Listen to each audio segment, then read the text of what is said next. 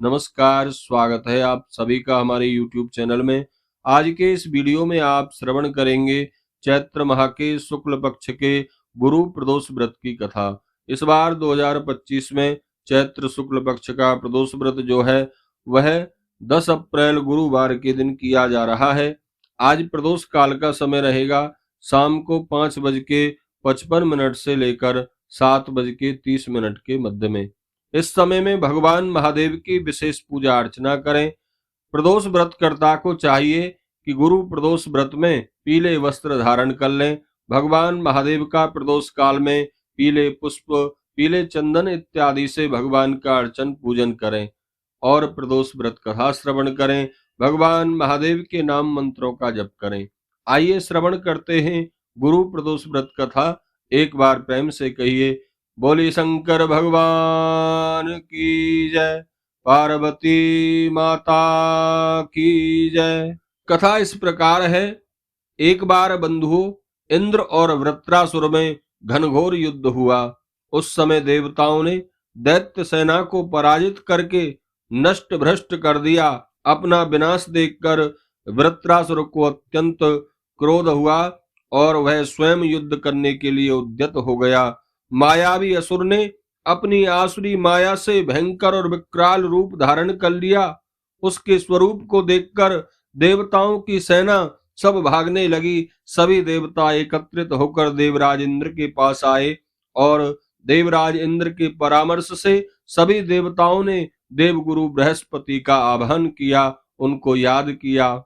देवताओं के आह्वान पर बृहस्पति देव देवताओं के सामने तत्क्षण प्रकट हो गए और उन्होंने कहा, सबसे पहले मैं तुम्हें इस वृत्रासुर के पूर्व जन्म के बारे में बताता हूँ, जिसकी शक्ति के कारण देवता लोग इसे परास्त नहीं कर पा रहे हैं। वृत्रासुर जो है प्रथम तो बड़ा तपस्वी और धर्मनिष्ठ था। पूर्व जन्म में इसने गंधमादन पर्वत पर बड़ा ही उग्र तप करके शिव जी को प्रसन्न किया था। पूर्व समय में यह चित्ररथ नाम का राजा था। तुम्हारे समीप जो सुरम्य वन है वह इसी का राज्य था। अब साधु प्रकृति विचारवान महात्मा उस वन में आनंद लेते हैं। भगवान के दर्शन की अनुपम भूमि है।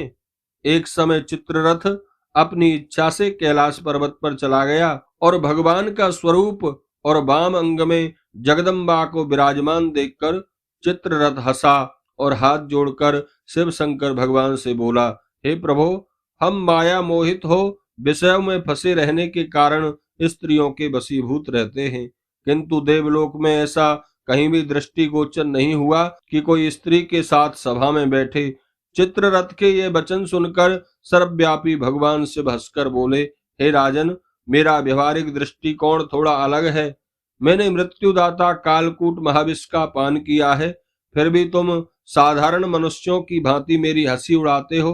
तभी माता पार्वती क्रोधित हो गईं और चित्ररथ की ओर देखते हुए कहने लगी, अरे दुष्ट, तूने सर्वव्यापी महेश्वर के साथ मेरी भी हंसी उड़ाई है। तुझे अपने कर्मों का फल भोगना पड़ेगा। ये उपस्थित सभी सभासद जो हैं, ये महान विशुद्ध प्रकृति के शास्त्र तत्वान्वेषी हैं और सनक सनंदन सनत कुमार हैं। सर्व अज्ञान के नष्ट हो जाने पर शिव भक्ति में तत्पर हैं। अरे मूर्ख राज, तू अति चतुर बनता है, अतएव तुझे वह शिक्षा मैं दूंगी कि फिर तू कभी दोबारा महापुरुषों का, संतों का मजाक उड़ाने का दुस्साहस नहीं करेगा। अब तू दैत्य स्वरूप धारण कर विमान से नीचे गिर। मैं तुझे श्राप देती हूँ कि अभी पृथ्वी पर चला जा। जगदम्बा भवानी ने चित्ररथ को ये श्राप दिया तो वह तत्क्षण विमान से गिरकर राक्षस योनि को प्राप्त हो गया और प्रख्यात महासुर नाम से प्रसिद्ध हुआ। तत्विष्टा नामक ऋषि ने उसे अपने श्रेष्ठ तप से उत्पन्न किया और अब वही वृत्रासुर भगवान शिव की भक्ति में और ब्रह्मचर्य की शक्ति के कारण इतना बलवान हो चुका है कि तुम उसे जीत नहीं सकते। अतएव मेरा परामर्श यह है, हे देवताओं, यदि तुम वृत्रासुर को जीतना चाहते हो तो गुरुवार त्रयोदशी का व्रत करो, जिससे शत्रुओं पर विजय प्राप्त हो सकती है। देवगुरु बृहस्पति के परामर्श से इंद्र आदि सभी देवताओं ने गुरुवार त्रयोदशी का व्रत किया, जिसके परिणाम स्वरूप देवताओं की सेना और देवेंद्र ने वृत्रासुर को पराजित कर दिया और स्वर्ग पर फिर दोबारा से देवराज इंद्र का राज्य हो गया। बोलिए शंकर भगवान की जय, बृहस्पति देव की जय।